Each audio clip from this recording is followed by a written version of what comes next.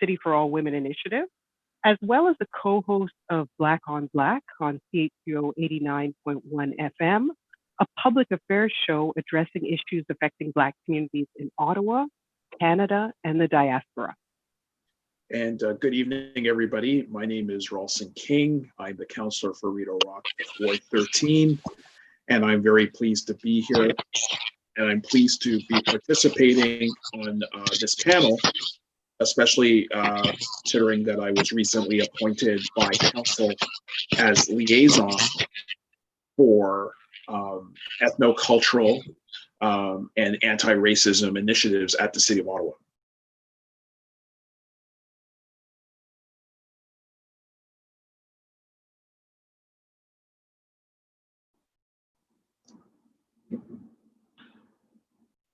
So I don't know if we've lost Patricia, but we would like to begin by acknowledging that we are living and working on the unceded and unsurrendered territory of the Algonquin and Anishinaabe people.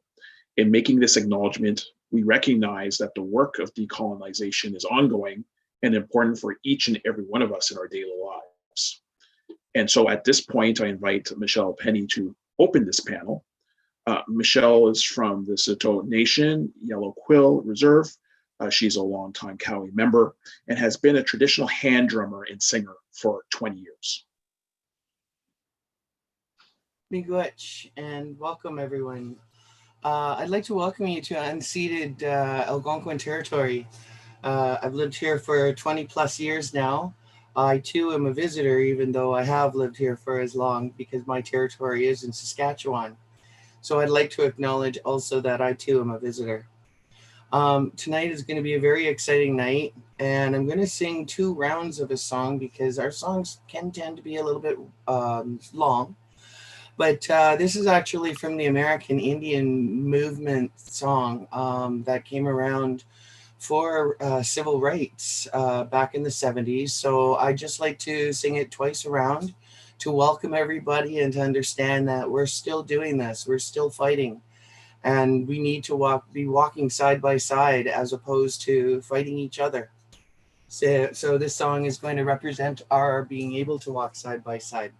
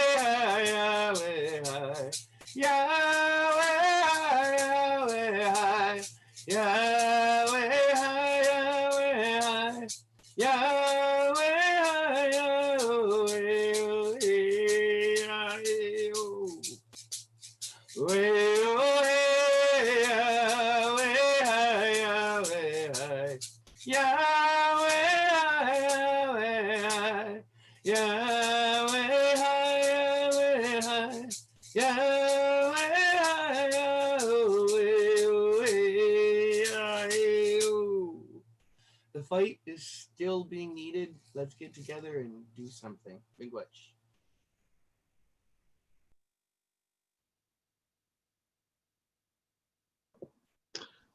Thank you so much.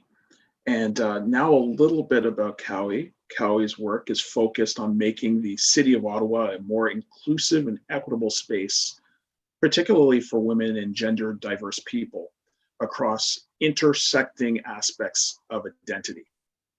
And now a little about this panel as well. In this panel, we want to have a creative conversation about reimagining what public space and community safety could look like, given the public conversations that the Black Lives Matter movement has galvanized.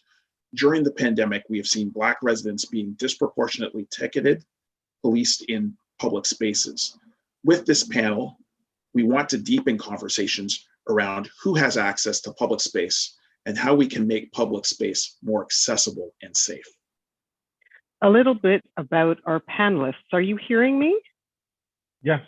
Yes, great. So all of our panelists bring a creative energy to city making. Our featured panelists include the renowned equity and inclusion advocate, Tamika Butler, co-founder of Justice for Abdirahman Coalition, Dahabo Ahmed-Omer, Cultural Industries Development Officer and music lead for the City of Ottawa, Kwende Kefentse. And I want to apologize for the beginning. As I've said, I think there were some technical issues, but I do just want to welcome you again to the City for All Women Initiative panel on reimagining public space and community safety. The idea of public space is really not an esoteric or imaginary thing. It is real, tangible, part of our everyday life and the way Black people experience it in this city of Ottawa and in cities across North America. Public spaces are the backdrop to which inequities and violence play out, but they're also spaces of organizing, spaces of resistance against injustice. Our public parks, sidewalks, streets, community centers, art galleries, pools, bike paths have been public spaces, public places of violence where people have faced discrimination and trauma, but they've also been places where we have, especially young people have in all their diversity, gathered in large numbers to protest police violence, to decry anti-Black racism and police brutality, and even to call for the defunding of police. And we know that from the recent march at the beginning of June, right here in Ottawa, when the streets were taken over, so to speak. So my first question for the panelists is, as we call for a reimagining of public spaces, what kind of spaces are we looking for as members of Black communities? And why is this the moment for Black, racialized, and indigenous people to demand those spaces?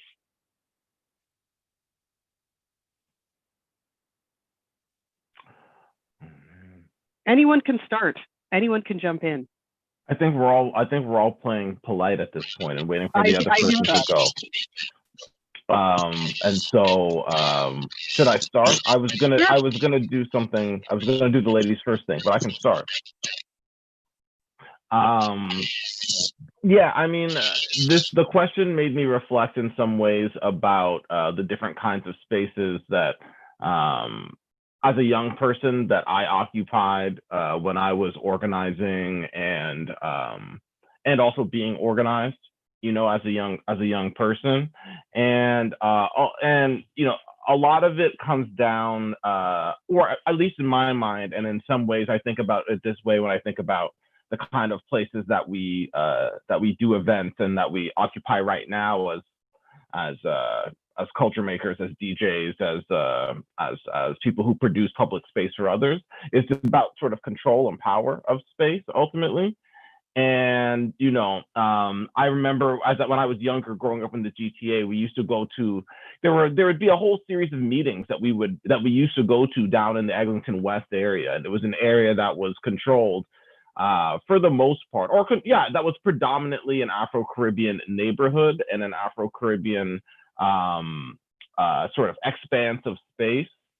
And it was a place where the community felt comfortable going and organizing and having conversations among themselves. And even now, you know, when I think about the kinds of places where we've been doing time code in the city for 15 years, the kind of places that we try and occupy are places that are actually owned or controlled by New Canadian communities and by Black communities.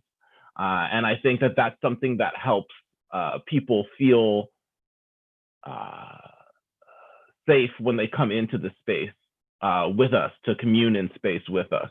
So I think that there is something, and obviously that is not a, that's not necessarily a, my background is in urban science, and so it's really about sort of statistical. It's about using statistics to explore space, and that's not a statistical response. But ultimately, I do think that the question of power and control, is a factor when we're talking about commercial spaces where people gather, and then also when we're talking about public spaces and the way that people are able to to express their agency over and in this space. And that, I think, I'll hop off of this here. I think that also extends to some of the one of my favorite things growing up as a young person in the Greater Toronto area was always going to Caribana, because of the spatial flex that Caribana was. It was just sort of taking over a whole part of the city for extended periods of multiple parts of the city for extended periods of time, and really expressing our culture in space, and that made it very real and tangible. And despite despite some of the things that always come along with getting a million people together on a street, there was always a real sense of community safety for me personally that went along with that expression. And I think a lot of that had to do with the sense of control. So I'll leave it. I'll set it off like that. I'm happy to jump in. I think, space is something so important to folks who have historically been oppressed, particularly Black folks, particularly Indigenous folks. First, just thank you for having me on the panel, inviting me to share space with you all up north this evening. And I would just say that I am sitting on stolen Tongva land, right? And so I think sometimes when we talk about space, we talk about how it feels to move within that space. And I think that is something that we are fighting for. We are fighting for an ability to move freely, to take over space, to own space, and to not have that movement and that expression be policed and to be told, this is how you can act in a certain space. This is how you shouldn't act in a certain space. But I think we're also fighting for our right to stay where we are. And I think that's something Indigenous folks know well, but also as we think about how neighborhoods and communities change, I think as Black folks, we are literally struggling just to live. And sometimes that means being able to move freely, but sometimes that means being able to be where we are and to feel like we can own that space and we can have that space. And, since coming to this continent, a lot of our existence has been valued and has been regulated by white folks, by folks in power, whoever they may be, whether it's picking cotton in a field, whether it's walking down the street, whether or not it's running in your neighborhood, whether or not it's playing in the park. We have been raised about how we'll act in public, right? Like our Black parents have taught us how we have to behave and how one look can change what you're doing.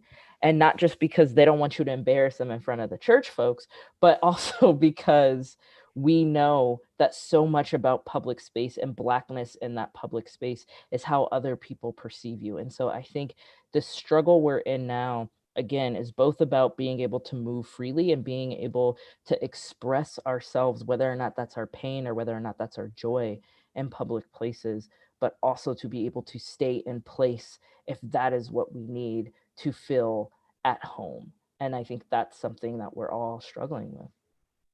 Thanks for that, Tamika. And so what I'm hearing, I hope you're hearing me now, is this notion of having power and control over space the ability to move in space, as well as the ability and the right, really, to stay where we are, right? So not to be pushed out by forces of gentrification, by forces of power, may it be violence, the police, etc.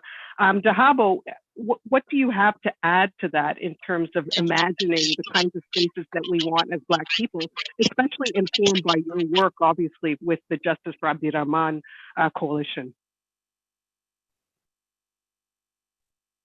Sorry, I was unmuting myself. So, I mean, what I go back to when I hear about spaces and occupying space, I always think about home. You know, we leave our homes every morning and we confront the world and we come back. And I think this is the place where we're able to be ourselves and be able to take a break and to be at peace. And there are people who are living every single day with such uncertainty within housing. And so for me, when I think about space, it's always about what are the housing options for some of the most vulnerable communities, and the Black community is definitely in that. And, you know, I think that the times that we're in right now, and you asked this question at the beginning, you said, why should we demand this now?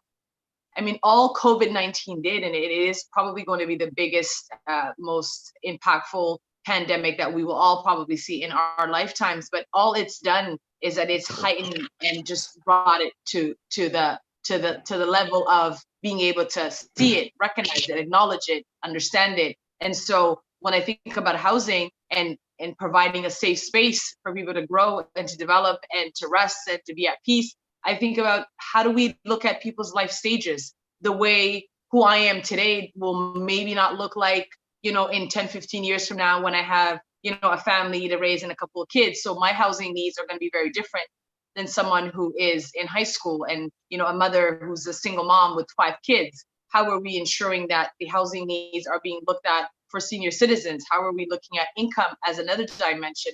How are we looking at, you know, all of these pieces that live independently but very much related in terms of providing a safe space for our communities? And so every time I think of space and things like that, so I always think about home. And, you know, they say that, you know, home is where the heart is, but if you don't have no home, I mean, how do you remain? And so I can only imagine those communities that are struggling every single day, that are coming to homes that are infested, and when they're unable to pay their rent, and, you know, it doesn't jive with their life stages, their income, their, you know, their employment, their idea of how to keep their kids safe. Like, I mean, there's so many dimensions to look at when we talk about housing before we even get to housing affordability, which is a whole other concept in terms of space. But that's sort of where my heart always goes to, is what are we doing to ensure a safe home for our communities?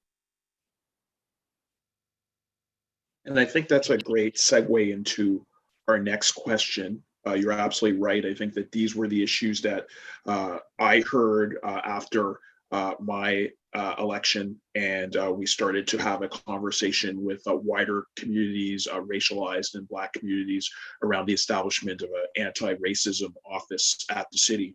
And we heard connections, you know, multiple connections of such issues, including affordable housing, employment equity, economic development opportunities. And thankfully, with, I think, the establishment of this anti-racism secretariat, we're going to have a real dialogue that ideally will lead to real policies. But I think that what you were saying feeds into the next direct question, which is our conversation today is focused on how city planning and urban design impacts equity and social justice. In each of your experiences, how do cities planning and design play a role in shaping inequity experienced by Black individuals?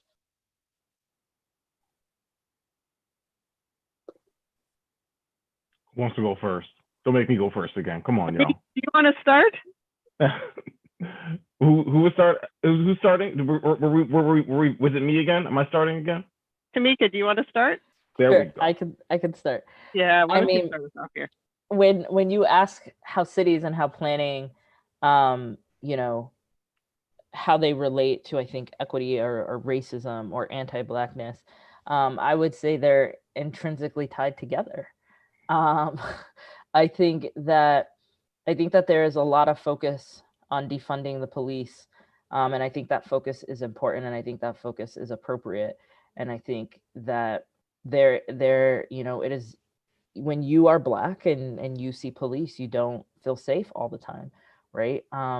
And we had police at my house a few weeks ago, and it's because they thought somebody broke in, and my wife was afraid to send me to the door because it was the middle of the night and she was worried what would happen. So I think the focus on policing is based on a history of what policing means for Black bodies. While that is being said, I think urban planning, is city planning, however you want to describe it. I think it is another form of policing. It is another, it's another tool of policing. It is policing who can go where and how. There are expressions like the other side of the tracks. We know that highways have cut through neighborhoods. We know that land use laws allow there to be toxic dump sites in some neighborhoods, but not other neighborhoods, right? And so when I hear planners say, I want to help, I care about these issues, but I'm not a police officer, or I'm not part of a racist education system, or I'm not part of this system, so how can I help? I say to them, if you are not actively working to fight against anti-Blackness and to fight against oppression and racism, then you are perpetuating it, because everything about how we have built our communities has been about keeping certain people in their place, keeping certain people from ever achieving, from ever growing. And so we have to realize that in the city planning space, or we're not going to be able to push back against racism. And if we just defund the police, but then give those resources to another agency or to another entity that's going to be able to do the same things, then we're not going to make the type of progress that we want to make. And the last thing I'll say, Counselor, is you made a very good point. I think something I always, my background is in transportation, and I would always say to transportation planners, if you show up for a meeting and someone has a question about gentrification or displacement or housing or food instability, and your answer is, well, I'm just a transportation person, I can't help you, well, then you're probably the wrong person, because what's happening is when folks are showing up to these meetings, they don't lead single issue lives. These issues overlap for them. And so if we're not in a position where we're trying to serve people, that we're not necessarily going to solve every problem, but we're able to see those intersections, then again, we're not going to be doing our best work. Yeah, no, I mean, that's, yeah, word to what Tamika said, because, yeah, I mean, that's something that, that was really intensive in my education. I did a master's, I guess, in 2017, 2018 at the Bartlett, and one of my classes was focused on spatial justice. And it really talked a lot about the way that, or the course dealt with really the way that planning, we use the term structural racism, but, planning, functionally, what it does is structure racism. You know what I'm saying? It structures the way that that spaces are occupied, contended, accessed, their integration, their accessibility. All of these things are structured by the way that we plan these spaces. And as Tamika said, for a long time, planning pedagogies have been, coded methods for structuring segregation. And and what's more interesting is that you can see these patterns of segregation if you start doing analysis of some of the deep structures of these cities, and the patterns that are evident in the deep structures of the way some of these cities were planned. You can see it's obvious the way that some of these the way that some of these spatial centralities are laid out, that there's a focus on keeping some people here and some people there, and it extends, and I think that even though the methods may be different, the kind of thinking extends into a lot of the popular planning pedagogies. And I think that's part of why, my interest was in doing something that was more focused on on science and data-driven methods, so that we could start modeling things and getting away from the way old white planner X or old white planner Y thought about things, and really just start examining the cities for the way that they are and the way that they relate to the structure that they're operating off of. And I think being able to get down to that level when you're thinking about urban planning is something that can help not only be more transparent in your process and allow more people to buy into the process and participate, which will ultimately make the plan more equitable when more voices have power as part of the process. But also you allow yourself, you give yourself the ability to get away from some of the inherent biases that have been taught into so many planners for so long.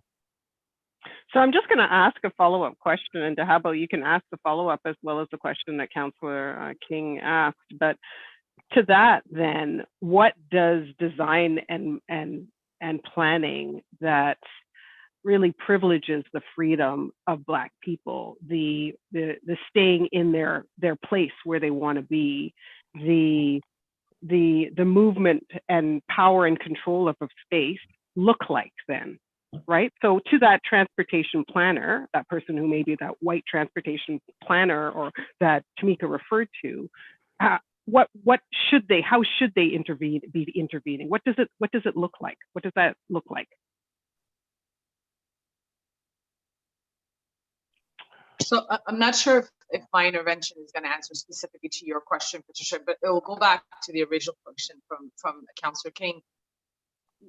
And I'm not in any shape, way, or form have skills or expertise in city planning or urban planning, okay? Like I don't, and I'm going to be very frank about that. But when I think about individuals that are in this space that are hopefully developing, a city that's inclusive and equitable, I think about homelessness every single time. And so if we are designing our cities in such a way that they are going to be inclusive, they're going to provide safe spaces and spaces that are not just safe but accessible. I think about the fact that we have chronically homeless individuals, and they usually represent, I think, 15 to 20% of the total homeless population. Veterans are another area, another group that's very much vulnerable. We have senior citizens. We also have individuals from the LGBTQ plus community that's very much vulnerable. And so how are we ensuring, and now more than anything with the rise in immigration, and I say this humbly because I was a refugee coming into this country and figuring out where do we live, where do we settle, where do we, how do we figure this out? It was very difficult, and we were in housing up until I was 24. But we thought this is where Black folks went. We thought that a place that, sometimes you see a rat running through your house was where Black people belonged, because everyone around us was Black. And, so there's almost this idea that, and it speaks to some points that have been made earlier about segregation, right? Putting us in certain boxes and saying, here's where you fit, you'll stay there. And, we just won't look at you and we'll just ignore that problem. But there's all these ideas and designs that are being made to make our city so pretty and glam. But you have certain areas in Ottawa, if you walk into those neighborhoods, you wouldn't recognize Ottawa. You would think, how is this possible? So I think about the fact that our youth represent, I think, approximately 1 to 4 of the homeless shelter users. That those are our youth that are there, who don't have. So what are we doing? How do we rapidly respond to this? How do we design a city that, yes, provides safe space for those that have homes, make sure that they can stay in their homes and afford their homes, but there are people who don't have homes. And when you walk down the street and you go through Ottawa, it's always the same population that's out in the streets. So what are we doing? How can homelessness exist in Canada is always my question. I came from a country that was in complete chaos and destruction, and there was still no homelessness. People were going home at the end of the day. So I'm just wondering, in a first world country, how are we still dealing with homelessness? How, especially now during COVID, where people are being put at risk even more so than ever. And so homelessness is definitely something that I wish city planners would think about. You know, how do we design a city that allows the eradication of homelessness? Dahabo, I have a question for you. I don't know if we're allowed to ask. Are panelists allowed to ask questions? Yes, go Of ahead. course, of course. You do what you want. Go Okay. ahead. I'm curious, what area did you move to when you came to Ottawa? So I lived in Sandalwood for about 11 years, and then I came to Uplands. And if Okay. anyone knows Yeah. Uplands, there was a police car every single day for 5 times a day. It was a Right. regular sound of Right. sirens. It was a normal thing. So Right. yeah. Yeah, no, I know the ends for sure. And I was curious, mainly because I mean, when we're talking, I know that one area that in Ottawa, which is well known for new Canadian communities, is Bayshore. And I wasn't sure if that was the hood that you were talking about or the area that you were talking about. But you know, that's an interesting example of a place, because I mean, in that neighborhood, you know, there are effectively only 2 landowners. You know, there's Minto and the mall, and everything, you know. And so when you think about sort of power in that community, and the way that and sort of like the way that community has emerged over time, it's really sort of you know, you know, when we think about the agents in that, or who has agency in that entire block, you know, big section of the city, it's really just sort of like 2 players.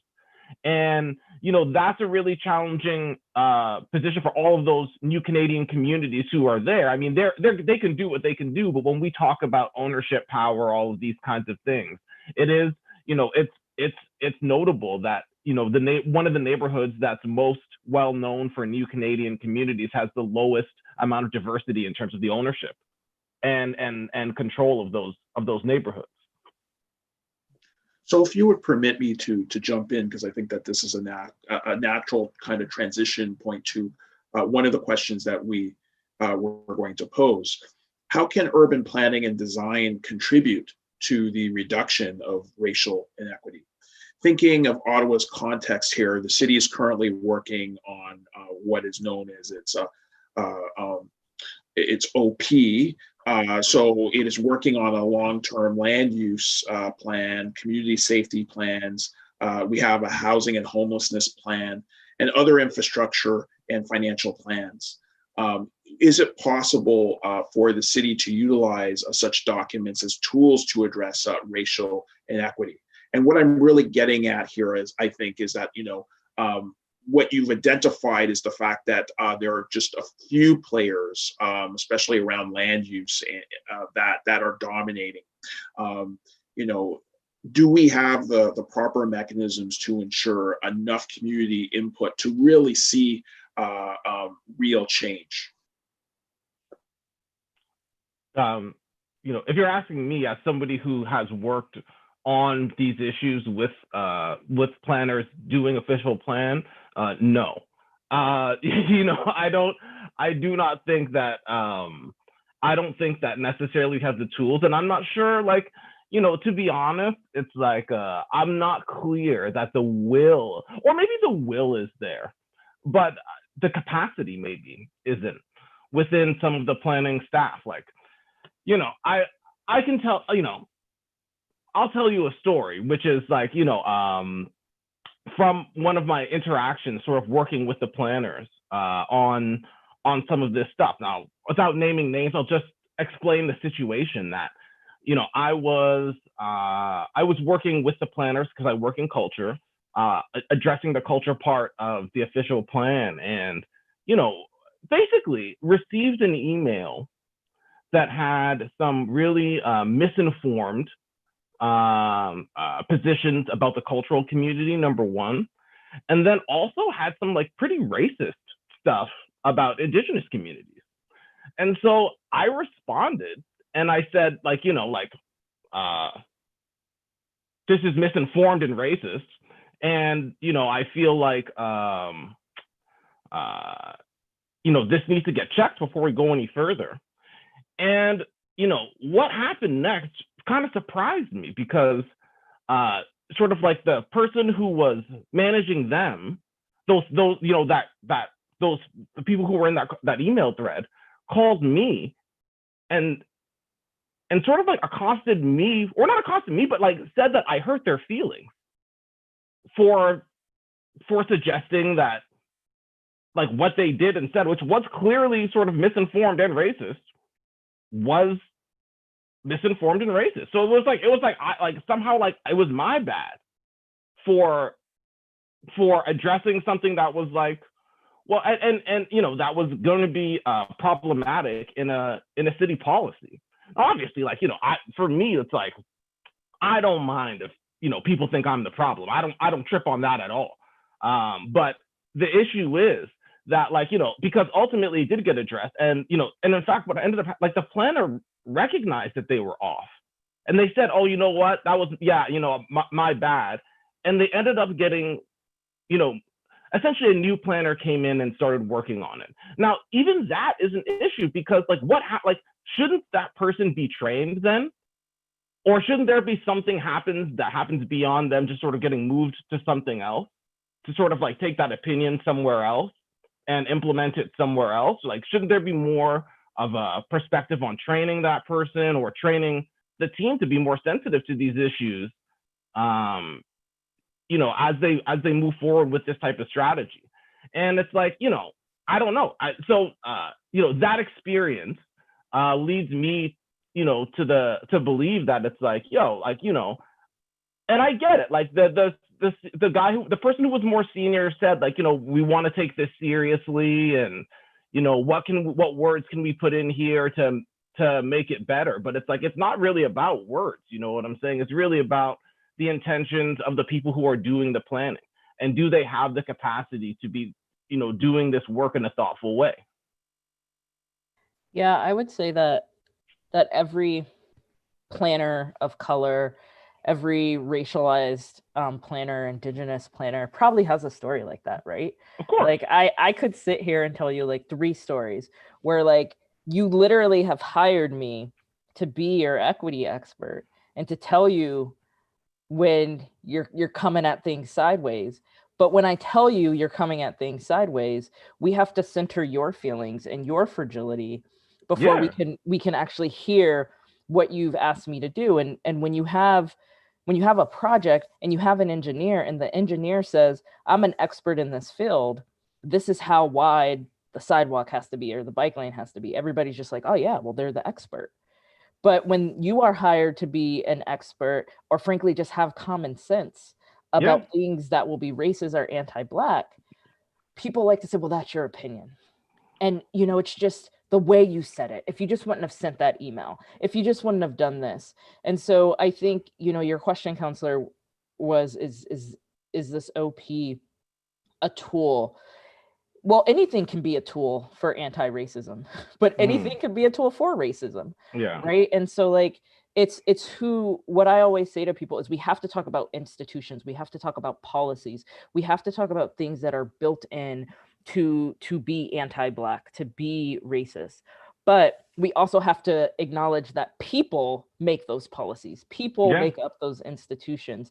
And too often people want those of us with exotic names and diverse faces to be in the room so that they can check that box and say they've done it, but they don't want us to have an opinion. They don't want us to actually do what they've hired us to do. And the trauma that puts on you as a person when you're trying to bob and weave and navigate, but also the trauma that you are trying to take on, because, you know, if you're not taking it on, that's going to be displaced to the community, is huge. And so I think, yes, these things can be tools, but we have to stop talking about equity without talking about power. And I think that's something that was just said that's so important. Who has the power in the situation? Who's actually able to determine the things that are being done and how they're being done? And I think when we think about whether it's policies or designs, you can always tell who has power and who doesn't matter from something as simple as a happy hour. Do you only have high tables at the happy hour? So you're not thinking about anybody in a wheelchair? So who matters and who doesn't matter, and who had the power to set up that room? When you are talking about a bench in a park that you designed to put a bar in the middle of, because you don't want people experiencing homelessness who are your neighbors, who are your community members, to stay for too long. Who matters and who doesn't matter, and who has power in that situation. And so everything we do can be a tool of racism, can be a tool of oppression. Art can be a tool to do things differently and to invite different people to have some of the power. But the problem is the people who have power don't want to relinquish it. And that's where it all starts to fall apart. They want to believe they've worked so hard to get where they are. And in many cases they have, but they don't want to have to start over. They don't want to have to let anything go. They don't want to have to give other people some of that power. And that's what's actually going to change these policies. Will this be more equitable? I don't know. Is there a shift in power? And that's a question you have to constantly ask. Yeah, definitely. So I think this is our last question. We've kind of been mixing it up here and not going in order, but we're turning now to sort of art and music. And so kind of going back to some of comments that were made earlier, for example, about Caravana, and, I know there was a comment made about how Caravana was a space where, Black people in particular, for a limited amount of time, I would say. For a little while. For a little while. Had some flex, right? Have some spatial flex. So I wanted to ask about what role art and music play in that reimagining of public space, but keeping the focus on power and who has the power. So anyone can jump in.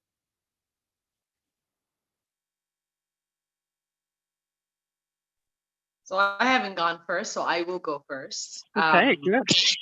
And I mean, I loved everything Tamika said. My heart was pounding fast as she was speaking, because it really is a question of power. And when I think about power, I always think about this idea that individuals and communities and organizations and people in general who've had this privilege almost always feel like they have to completely stop in their tracks, stop having privilege, stop living, stop working, for the rest of the communities that are marginalized can catch up. No one's asking for that.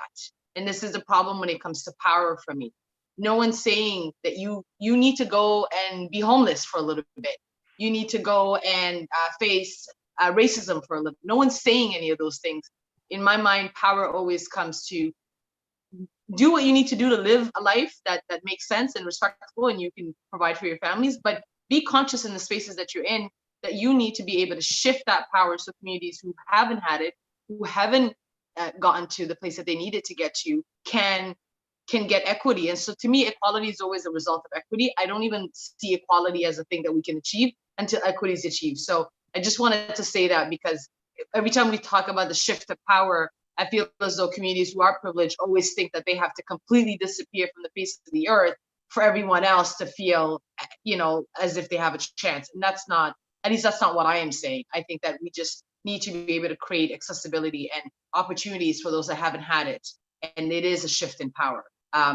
But in your question about arts, I'll just say a personal story, because, when I came to the country in Canada here, I was extremely fearful of coming to the space, growing up in a completely different country, looking at, seeing and living and experiencing life as just a person and not a Black person. And I come to Canada, and then now I'm put in this box, and it was a bit of a shock to me. And I was doing everything I could to protect myself. And, when people ask me, Dahabo, when did you decide to wear the hijab? The decision to wear the hijab wasn't even a religious one at the beginning. It was me protecting myself. It was me saying, I'm going to put something on that's going to allow me to feel like I'm safe and secure in this space, because I didn't feel that. And sometimes up until today, I still don't feel that. And I consider myself to be privileged. Like, I'm sitting in a new condo that I just got, and I'm still moving. You probably see my table that's not even built yet. But the thing that got me through that time of adapting to this whole world and understanding that I was so different from everyone was really poetry and drawing. So all the artwork in my whole entire house, my condo, are actually my pieces. Nobody knows that. A lot of people don't know that, actually. I shouldn't say nobody knows that. But it was something that I did in secret, thinking that if I did it with other people, it'd be judged and things of that sort. But I also didn't have an outlet. I didn't have anywhere to go. And when I was 26, 27, a friend of mine said, hey, we should go to this poetry spot on Bronson. Let's just go and let's just check it out. Hold and behold, she actually put me on the list. So then I go up there, and as soon as I do my piece, and by the way, that was the first and last time I did it, but I sensed this relief of mine. I was myself for about 6 minutes, and everyone clapped, even though I don't even know if my poem was that great. But it was the fact that I was so scared in that space, but actually was given the opportunity to be myself. So I think that those of us that are creative, that have the side of us that is so balled up, if we don't have the space to go into doing that, I don't know. I invite my niece and nephews here almost every weekend to say, hey, let's just paint for a couple hours, and they love it. And I wish I had that when I was young, because it would have given me an opportunity to grow, an opportunity to develop potential that wasn't unlocked. Because I think I'm a great painter, but I think I could have been greater if I had access. So I think we're limiting our youth and our people by not giving them access, right? And I think arts is, I don't know, it's an outlet, it's a sense of relief, it's almost spiritual, So anyways, I'll stop there, but. Yeah, and I go ahead, Kwende, and then we're going to go to some public questions. Okay. And yeah, I mean, just to sort of connect a little bit about what Dahabo was saying about accessibility, and culture as well, like and the role of things like music and arts in developing a more equitable and fair and city for all people. One of the things that I think culture can do, and when we talked about the example of Caravana or other public expressions of culture, is that I think it does actually shift power by decentering whatever the traditional power. I mean, that was what I loved about Caravana the most. It was a subversive component of it. It was the idea of shifting power from this dominant society for a few days and centering power on our culture, our traditions, the way we do things, shifting the whole schedule and movement patterns of millions of people just to sort of like edify our identity. I think that that's something that was really powerful for me personally growing up. Obviously, I'm still talking about it now, but I mean, it's like, but I think that kind of an expression, whether it's of Caribbean culture, of hip hop culture, of Somali culture, of Eritrean culture, you know what I'm saying? These kinds of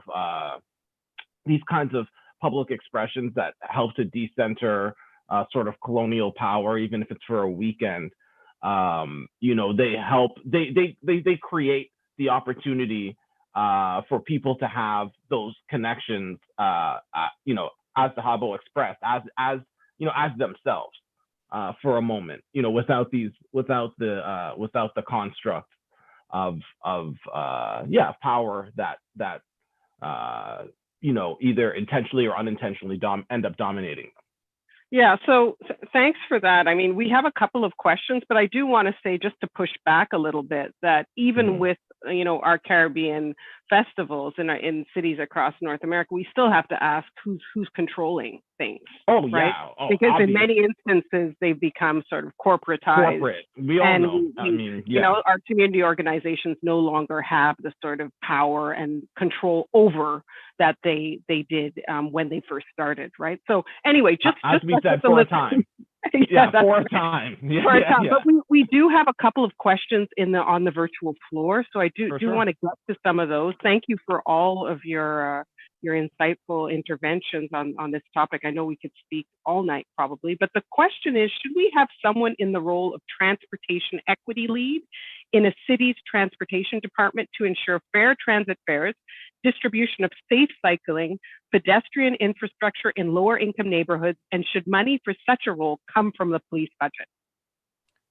I can start on that one, and I just want to go back briefly to the art and culture one, I think one Right. of the reasons art and culture is so important is because as racialized folks, we've always looked to art and culture to find ourselves, right?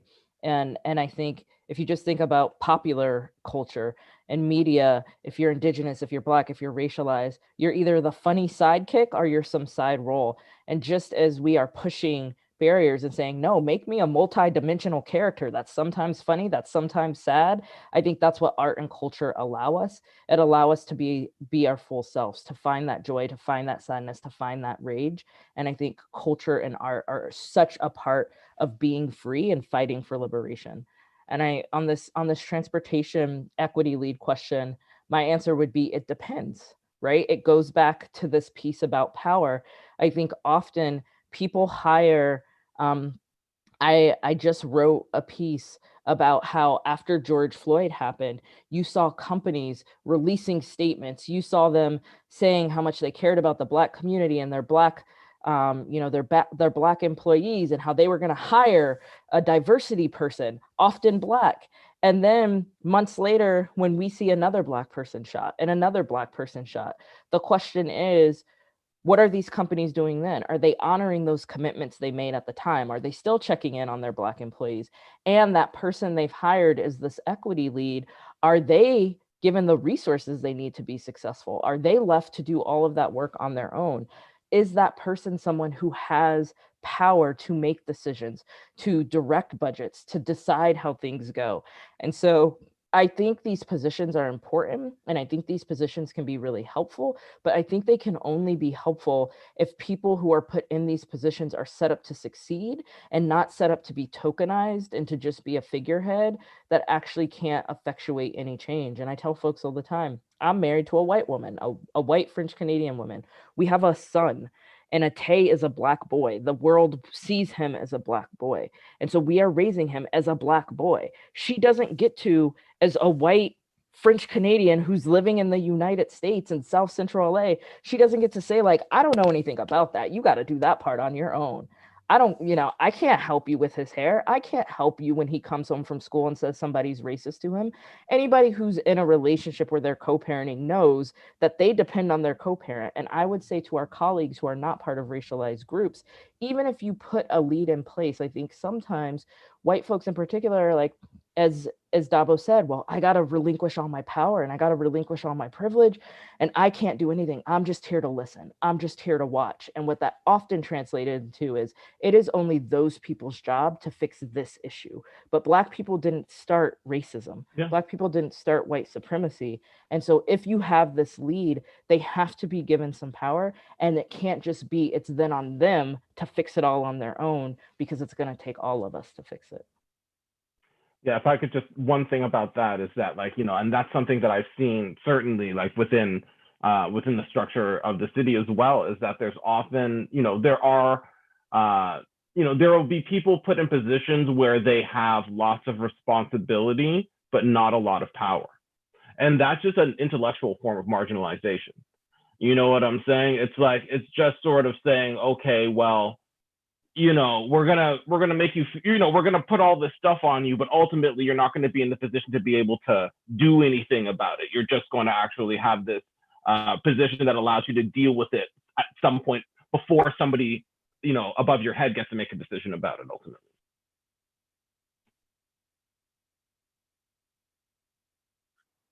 Dahabo, do you have anything to add to that? I did. I feel as though a lot has been said, but I just want to be able for people to realize this, because I had to also realize it, that we are at such a particular time in history, in that every step we take right now will literally shift the way that we live in this society. I think that I don't think where we are now has happened in generations. I don't remember this part in history. And I think that we just have to understand, and yes, representation is fantastic. Representation really does matter. Like we don't say that because it's a slogan, because it really does matter. And just as much as Black Lives Matter. And my thing, more than anything, is when we go back to representation, ensuring that we have individuals in these equity type roles, is that you allow them to be the driver. You're the car. You're putting the gas in the car. You're ensuring that the transmission is functional. You're making sure that that car is getting checked every 3 months so that everything is great. But the driver, the folks that are controlling that GPS, should be the Black community, because we are the only ones that can tell you how this has impacted us. We are the only ones that can tell you where the issues lie, what solutions will be functional in our communities. But it definitely is not the resources and that impact of how this is going to be successful. That needs to be the communities that have been privileged. And I think that's an honest thing to say. Right. We can't bear the burden of the racism and then also say we're going to solve the racism. Like I had a friend of mine called me today. He said, Dahabo, I'm not doing panels anymore unless I'm getting paid. I'm not going to speak at these conferences. Like, why am I burdening myself with talking about anti-Black racism? I'm exhausted. I'm doing this work in the day. I'm doing it in the evening. I'm talking to my kids about it. And then I got to go. And so I think that the responsibility is definitely a shared responsibility, but the type of responsibility is definitely different, you know, and I believe in this wholeheartedly. Nothing about us should ever be done without us. We have to be the drivers of this. That's the only way that it's going to get resolved. But the push and the resources and the impact and the investment in us and our livelihoods and our survival needs to come from those that have been privileged.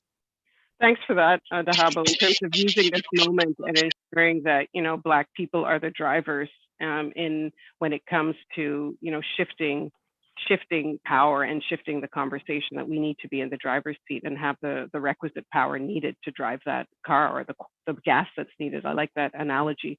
We are moving into the end of this program, but I do have 2 questions on police. I'm going to put this question to Councillor King because he has agreed apparently to answer it. The question is, your stance on defunding the police changed drastically after you were elected. Explicitly and in detail, which barriers to defunding to the Ottawa Police did you find to be insurmountable? Well, I'll actually correct the record. My stance on defunding had never really changed. In fact, I didn't have a stance on defunding because when I ran, it wasn't really a conversation that we were having. I primarily was a co-chair of the Community Equity Council that was attempting to build better relations with the police service and racialized groups and other religious groups. So that stance hadn't really changed. I mean, we weren't really having a discussion until recently about defunding the police. At the time, we were looking at trying to enhance resources that would benefit equity, diversity, and inclusion with the police service. So I was very clear about that. Also, when I ran, we were trying to address public safety through greater community investments. I tried to be realistic about the scenario. I don't reject the idea that we require a structural change and reform. I just try to be honest with my electorate. With the electorate, I really don't believe, as a councillor, that municipal councillors have the power to address the criminal code. We don't have that jurisdictional power, or the Police Services Act. And these are restraints upon the actions that we can take. So we do want to see that reform. But as a councillor, where I have clear jurisdiction, and council has clear jurisdiction over this, is over social services. So I've been very clear that communities such as Overbrook, in which I live, have been increasingly marginalized, require social services, and those social services are a better approach towards addressing public safety issues, because I would rather see dollars put into communities so that we push back against the need for greater enforcement and over policing of communities. So that's been my position. I think I've been pretty consistent there with it. And I'm trying to be honest with residents that as council, we have indirect control over the police service. We're presented with the police services budget, but that police services budget flows through a number of processes, including a police services board, where members of council that are appointed to that board are not do not have any responsibility to council itself. And there is an expectation under the legislation that we ensure that adequate resources are provided to the police service. So ultimately, I think what happens is we get a lot of inputs, obviously, from a public that is dissatisfied and has a lot of distrust in the police, and that's fair. But a lot of the change has to come from senior levels of government. That's just a fact. So often I recount that. I think some people kind of push back and say, well, you're being somewhat defeatist in your view. I just think I'm being realistic in terms of the structure that exists, but that doesn't preclude the fact that we want to see structural change and police reform. Thanks, Councillor King. I mean, I hope you're hearing me here. It's kind of strange that I'm asking a question to my co-moderator, but I am going to just ask the last question, which is about, again, police. I understand that we are a little bit over time here, so I would ask if anybody could intervene, even one or two of the panelists. Police are a huge threat to safe spaces. This is a question from the virtual floor. Suspensions with pay and temporary demotions are the consequences for Ottawa police who rape their colleagues and threaten children's lives. Lives are in danger. What can be done immediately to stop violence against our community? So a huge question to end here. If anybody would like to step in, please feel free, and then we're going to wrap this up. On my end, I would just like to see police get the same consequences that everybody else gets for doing that crazy shit. You know what I'm saying? It's like, if anybody else does that, I think the issue is, and maybe I'm off on this, but it seems like, by doing things on the job, there's just like, there's a level of protection that's afforded to police via the union that normal people just don't get. And, I would, maybe, and for me, and as a layman on this issue, the challenge is the police unions. You know what I'm saying? Even more so than it is the police, and maybe also holding police responsible for, in when they're in partner situations, and when they're, if they're not turning in their partners, that, when their partners are doing things that are illegal, then they need to be, liable and accomplices the same way that, I would be if I was in a car that got pulled over with drugs in it and I didn't know there was drugs in it. I think for me, it's so tough because we're just out here trying to live. We're just out here trying to live. We're out here trying to be a kid with Skittles, a kid playing in the park, a guy running in his own neighborhood. We're literally just trying to live. And I think I do not want to be an elected official because this seems hard. It seems like a hard job. There's a lot of things you got to do. There's a lot of people you got to answer to. And I'd rather just be like, nah, I don't care what you have to say. This is my issue. This is what I'm focusing on. But you don't get to do that as an elected official, which is why I don't think I'd be good at it. But I think, acknowledging that and wanting to hold space for how difficult it must be. I also know that if I have an abundance of privilege and I have all of the resources that I think I need, I can't change my skin. And if my skin is a weapon, and if my skin scares people who are trained to think of certain things as suspicious, and all it takes is my skin, then I worry that if we're in this moment where the whole world is watching, literally the whole world is watching police officers, and they are still killing us, and they are still doing it without anything happening to them, then I think I just wonder, how will reform happen?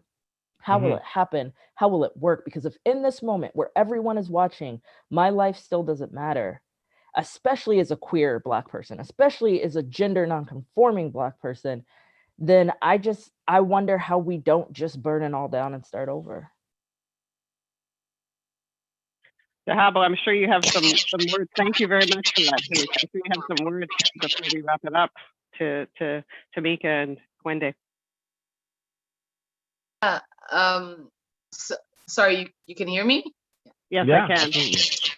So honestly, it's such a hard thing for me to talk about, especially just in the times that we're in and the work that's happened in Ottawa and the work of Justice for Abdi and other coalitions and other groups. But the biggest the highlighter of all of this, like the thing that flashes the most, is the lack of accountability.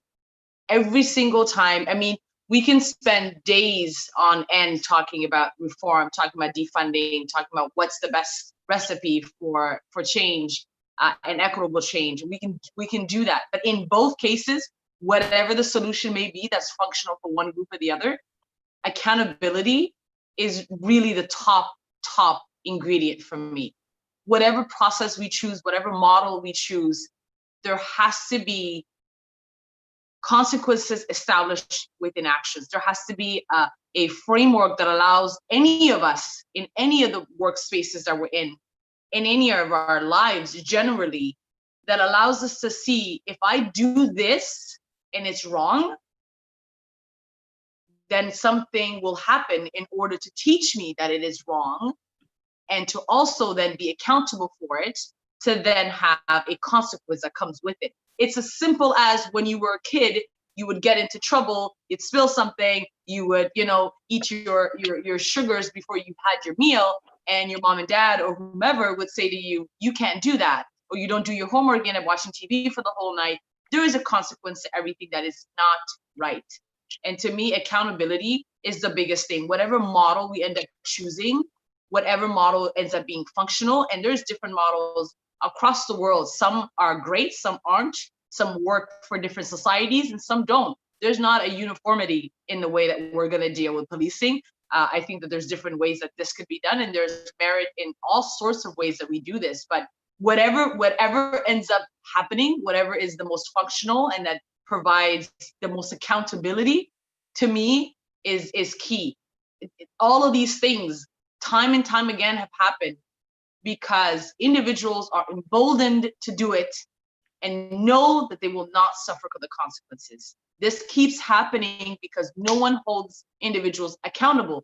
No one holds systems accountable. So how do we now look at ourselves and say that this makes sense? And it doesn't. It doesn't make sense, because how are we living? How are we being able to run down the street? How are we able to, we're not perfect. Crime happens every single day, and it's not particular to the Black community. Newsflash, there are individuals who commit crimes in every single community.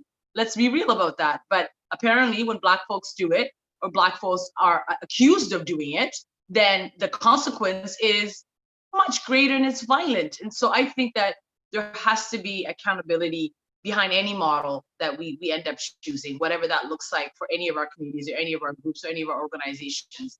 There has to be something that allows us to look at ourselves and judge ourselves and be honest in the way that we've done it, and say to ourselves, is this working? Was this okay? And if it wasn't, what are we going to do to make sure it doesn't happen? And that hasn't happened in history. This is why you keep seeing individuals from our community dying. That's why our lives are at risk. That's why we are what do they call it? Endangered species. An endangered species. Exactly. Thank you for that. And so I think accountability to me is always the thing that I advocate for and I speak on, is how do we make sure that we can get that we can be responsible for all of it, for everything, and each and one of us have to be responsible for it. And one of the quick things I was just going to add on there is that that message is being heard. So senior levels of government, where some structural change can occur. I've had some conversations with MPs and MPPs who are acknowledging that accountability and improving accountability for public officials is key. And I think that at least is encouraging to me that the senior levels of government are starting to acknowledge that those changes are necessary, because, like I said before, there are constraints based on jurisdiction, based on where we're situated, and I acknowledge all the concern that comes to municipal government, but we can't do it ourselves. We obviously need those changes from senior levels. But that is something that we emphasize, that the accountability, especially when a police service has control over life and death, it's absolutely necessary that we ensure that greater accountability is there. So I'm just going to jump in and wrap things up, because if I don't, my children won't go to bed. But also, you know, we do really appreciate the time and the thoughtfulness of our panelists. I want to thank Tamika Butler for joining us, Dahabo Ahmed-Omer, Kwende Kefentse, to talk about this really important topic of reimagining public space and what does safety look for Black people, for our Black communities and all our diversity. And I think what we've heard from our distinguished panelists is it may look like a lot of things, but it has to be a space where Black people, Black communities have agency and control. I think what we've heard as well, it has to be a place where those who, you know, exert power and control over Black bodies or violence over Black bodies are accountable as well. I think that's important. And I think also we've heard about, you know, whatever equity infrastructures, whether it's transportation, equity lead or what have you, there has to be power as well that individual or that infrastructure has to really affect change. Otherwise, it's really just sugarcoating a systemic and structural problem. So I'm going to leave it to Councillor King to wrap up, but I do just want to thank all of you for joining us on behalf of the City for All Women Initiative. And thank you obviously to our listeners, people who have joined us, our participants. And I really do want to echo that. I want to echo your participation has been very important, because representation matters. And that's one message that I've heard loud and clear, and that I've experienced personally being around the council table, and have also heard directly from communities, hearing communities saying that communities themselves want to be acknowledged, that they want to participate in their destiny in cities, and that they want to be setting the agenda. And that's why I'm very excited about the establishment of the Anti-Racism Secretariat at the City of Ottawa. It will give communities, racialized communities and religious communities and Indigenous people opportunities to participate in policy making around major areas that affect our lives, whether it's around employment equity, economic development, youth development, housing, major areas that impact us. We will be able to have a say and ultimately impact the policy making at the city. And I think that's very important at this critical inflection point in the world, in our city, in communities. So I'm very thankful to have participated on this panel and to have listened to you, because both the questions and the answers have been very impactful, and we'll take that input back to the city and hopefully see that reflected in the change that will come in the future. So thank you everybody who's participated on this panel, and also thank you for the audience who took time out of a wonderful evening to join us this evening.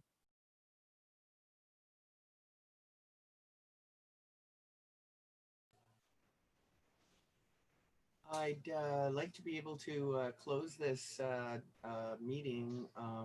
You asked me to open, so it's our protocols to close a meeting with a song. I loved this evening. I loved hearing what it is that I heard. Many challenges ahead, so I really don't want to give a traveling song, because I don't want people to leave Ottawa, and I don't want people to be heading elsewhere, because this is a battle that we need to fight here. So instead, I'm going to give a song of good night to those that are tired, to the children that need to go to bed, whose parents are staying at this computer. And so this is actually a lullaby, and I just wanted to sing a couple of rounds of it to wish you all a good night. Humba, humba, humba, hey, oh. Humba, hey, ah, hey, oh. Hamba, hamba, hamba, hey yo. Hamba, hey ahu, hey yo. Way yo, way yo, way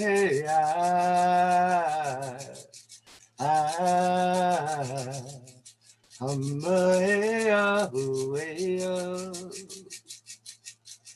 Hamba, hamba, hamba, hey yo. Hamba, hey ahu, hey yo. Hamba, hamba, hamba, hey yo. Hamba, hey ahu, hey yo. Way yo. Way, way,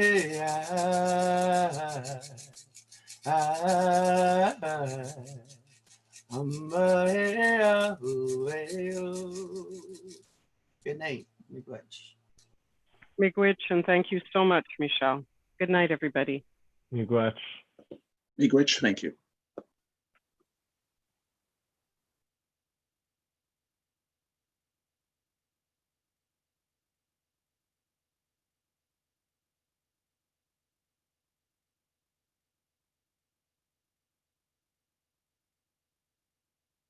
I think Valerie wanted to speak to us. I don't know how we do that.